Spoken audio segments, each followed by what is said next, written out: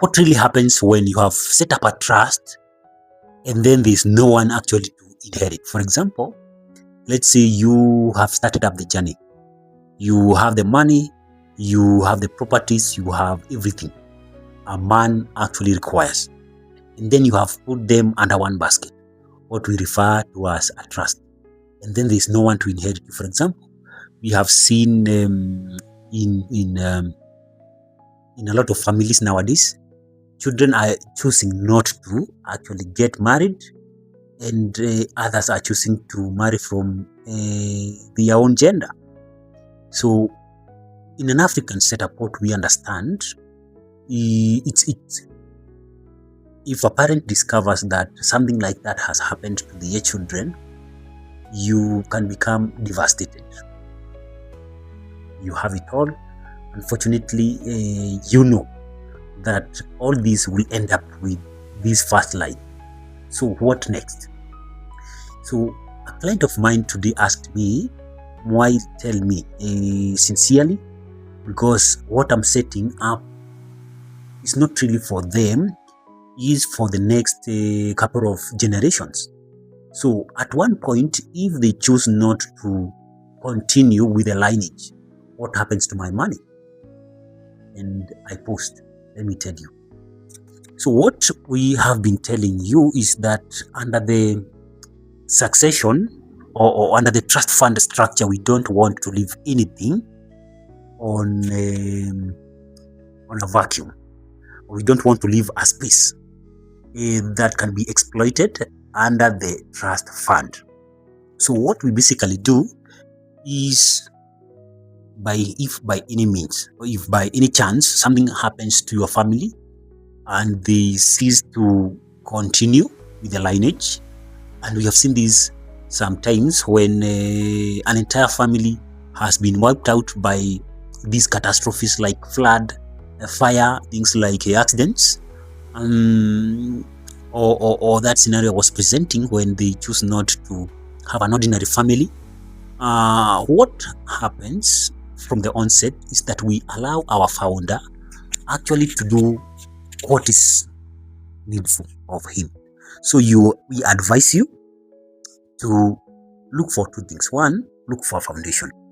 Secondly, you could also choose to put a charitable organization under your trust, so that if the lineage of your family at some point ceases to continue, you can say, if they don't, let this trust help.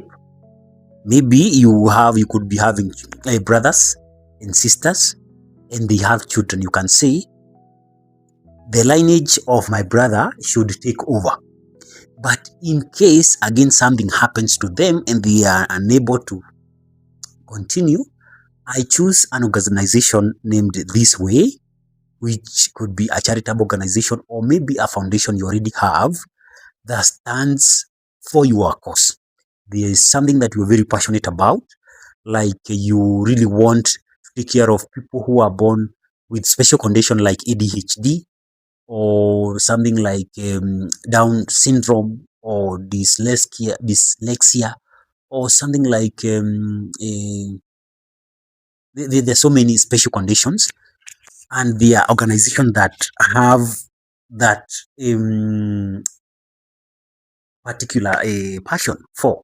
So what we tell you is that what you just need to do is that you need to name them. You can probably name 3 lines. That is, your family comes first. If your family stops, maybe your nephews or your nieces can take over.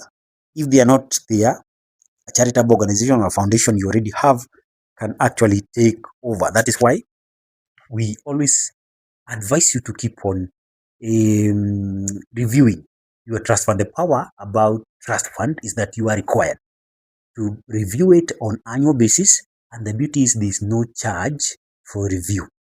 That is the power. Unlike how you do a will, maybe anytime you are inviting your lawyer, you are required to pay some consultation fee. In this case, you can review by way of just emailing. So if you feel that you have a beneficiary who has whom you find irresponsible, you can strip off those safeguards or benefits from him by way of just putting down an email. So if you would be interested in forming a trust fund and also understanding how you can fund the trust itself, just write the word legacy, or you can DM me directly to my WhatsApp, that is 00719265155. So my name is Elijah. I hope you are learning, and every day we do something small so that you can be able to chew, and ultimately we shall hit our goal of educating as many people as possible to understand the best way to plan. Don't leave your inheritance to chances. Most of the time, you will find that it will end up in the wrong hands, which might not really be the best thing. So, guys, see you in the next episode.